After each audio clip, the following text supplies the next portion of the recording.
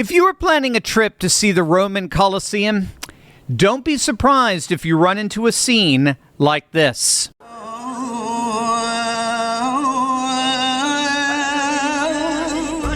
Those prayers are actually protests. Hundreds of Muslims openly demonstrating against the latest crackdown by the Italian government. Stick them at the very end of this video because we're going to see how the nation of Italy is leading the fight to restore their national and religious sovereignty, and how they're inspiring more and more Europeans to rise up and defend Christian civilization once and for all. Hey gang, it's me, Dr. Steve, your patron professor, here to help you make sense of the madness with breaking news and analysis you're not going to get anywhere else. So you know what to do. Make sure to smack that bell and subscribe button. If you've been with this channel for a while, you already know Europe has been on a nationalist, culturally assertive trajectory for some time, where more and more scholars are indeed openly recognizing and admitting that the so-called far right, the radical right, has actually gone increasingly mainstream throughout the continent. Now, we've talked about Switzerland's national burqa ban passed by referendum. We talked about Austria shutting down 7 mosques in a single day and expelling dozens of Turkish-funded imams. We've talked about Denmark criminalizing foreign donations to mosques from countries like Qatar and Saudi Arabia and Turkey. And we've talked about France closing dozens of mosques, banning the abaya, and now criminalizing what they call entryism outright. But what just happened in Italy is a different kind of story. Because this wasn't really about extremism or foreign funding or a hidden terror network. It was about something even more basic, a legal loophole that most Italian administrations ignored until now. In Monfalcone, a town of about 30,000 people on Italy's northeastern coast, home to Fincantieri, one of the largest shipyards in Europe, roughly a third of the population is foreign-born, many of them Bangladeshi Muslim laborers who came to build cruise ships. Now, for years, 2 converted commercial buildings in town functioned in practice as mosques, used every Friday for prayer, even though under Italian zoning laws, they were never classified, licensed, or inspected as a formal house of worship. Now, what makes this even more interesting is that Islam has it's called intesa. It's a formal legal agreement between the state and a religious organization with the Italian state. Catholicism has one, Judaism has one, several Protestant denominations have one.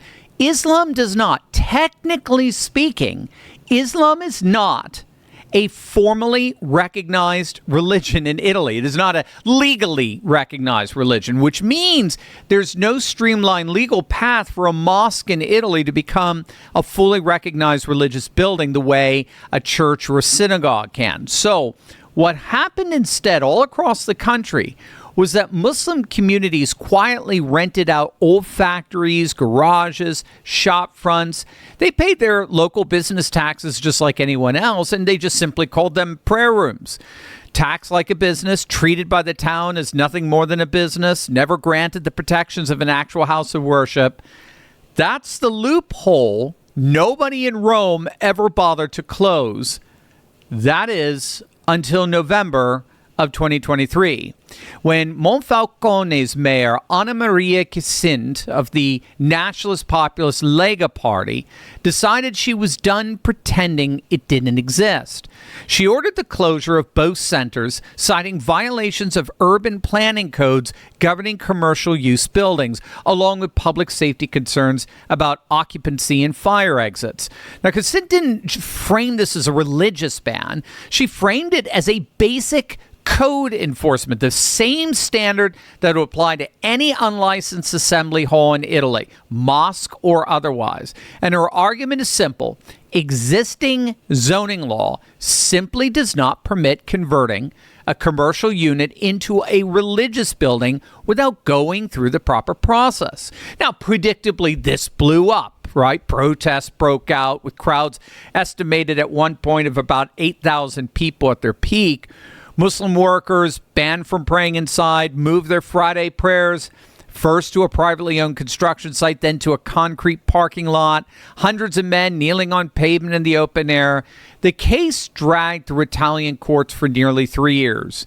And then finally, just weeks ago, literally days ago, July 31st, Italy's highest administrative court, sitting in full plenary session, issued what Italian media called a historic ruling.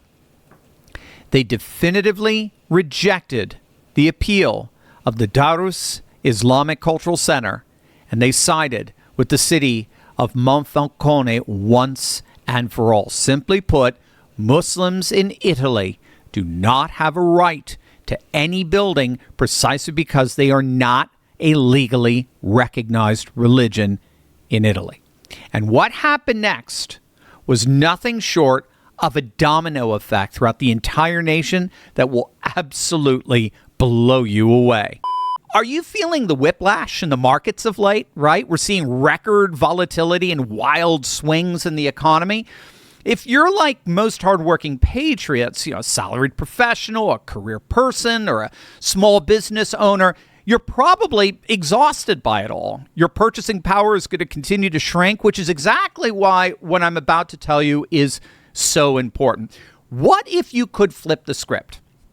What if this extreme market movement is actually presenting unique and powerful money-making opportunities that everyday folks can take advantage of, just like the elites do?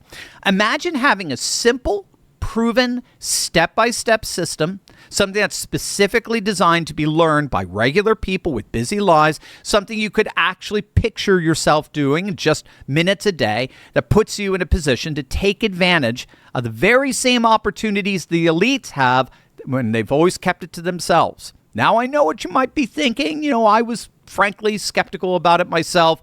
We've all been conditioned to believe that taking control of our own financial destiny is just too risky, or that you have to be some Wall Street insider to make it work.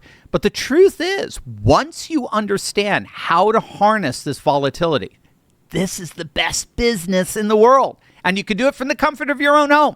That's why I want to introduce you to my good friend Troy Noonan, the backpack trader. Troy's been doing this for over 30 years. He's broken down the complex world of trading into a simple, step-by-step method that any busy professional can follow. And I know it works because I'm actually a member of his program. The best part about Troy's approach, he teaches you how to prove the system works for you before you risk a single penny of your hard-earned money in the markets. You can see the results first, prove the plan will succeed for you before you risk a single penny. This is a real difference maker. Troy is hosting a free live training session, Backpack Trader Live, happening on Tuesday, August 18th at 7 p.m. Eastern. Now, when you register, you immediately receive his 12 Powers to Successful Trading ebook, absolutely free. These are the core principles distilled from over 30 years of real trading experience, written in plain language that anyone can understand, and they're going to give you a genuine head start and a powerful advantage going into live training. And if you show up live, you unlock an exclusive bonus, and that's the private replay of our Turley Roundtable. This was a closed-door event with Troy, myself, and fellow patriots, and the insights there that they shared were absolutely incredible. It's not available anywhere else publicly. So click the link below or go to backpacktrader.com/TurleyFreedom right now. Reserve your spot for Tuesday, August 18th, 7 p.m. Eastern. That's backpacktrader.com/TurleyFreedom. Your bright, beautiful future is waiting. Let's go get it together. Monfalcone wasn't an isolated case. It was the opening domino. So in Massafra, down in Puglia, police shut down another unlicensed mosque on July 28th after an inspection turned up overcrowding, mold, blocked emergency exits, and flammable carpeting laid right next to heaters.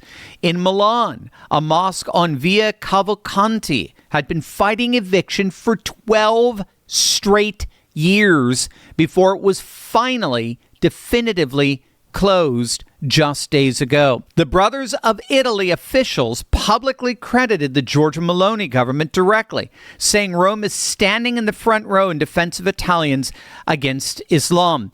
And in the city of Padua, the Lega Party formally filed a legal complaint in July against the city's own mayor, accusing him of dragging his feet on enforcing a mosque closure order that had been issued all the way back in October of 2025.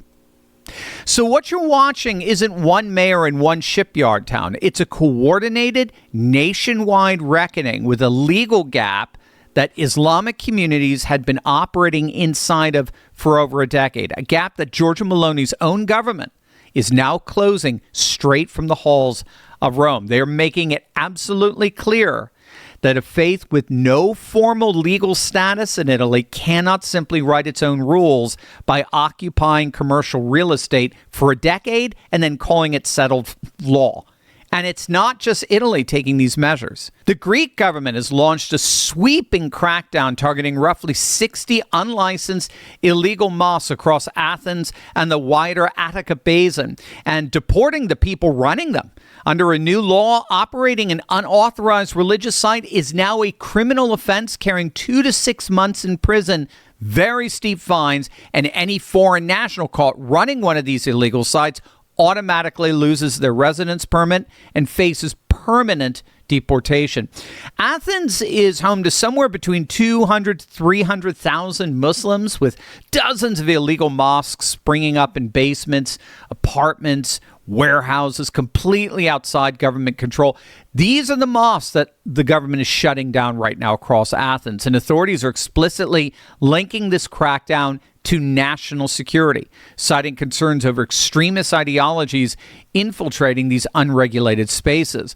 Now, Austria did this back in 2018. They shut down 7 mosques in a single announcement and threatened to expel up to 60 imams tied to the Turkish state, all under a 2015 law that bans foreign funding of Muslim clergy outright. Denmark went even further.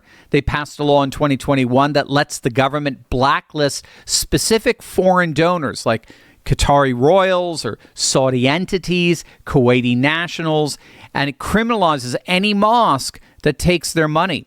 Germany has banned entire Islamic networks outright, including the Hamburg Islamic Center and its affiliated Shia mosques in 2024 over alleged Iranian regime ties and Hezbollah connections. And France, as we've covered several times on this channel, just moved to criminalize what they call entryism, the deliberate, coordinated infiltration of schools, city councils, and public institutions by Islamist networks in order to subvert the French state. But you put it all together, and you begin to see continent-wide movement known as civilizational populism, a worldwide phenomenon where more and more populations are openly championing and defending their own unique cultures, customs, and traditions against a feckless globalist elite who sold out their national sovereignty for their own political and economic gain. Nation after nation in Europe is refusing to allow Islamic institutions to operate in a permanent legal gray zone. Untaxed influence, unregulated funding, unlicensed buildings, simply because nobody wrote the rules down clearly enough the first time. That's the story in Rome, Athens, Vienna, Copenhagen, Paris, and Berlin. They're all writing at the same time, each in their own language, each with their own legal tools, a Western civilizational uprising, deciding all at once that tolerance does not mean the absence of rules, or even more importantly, the surrender of their civilization.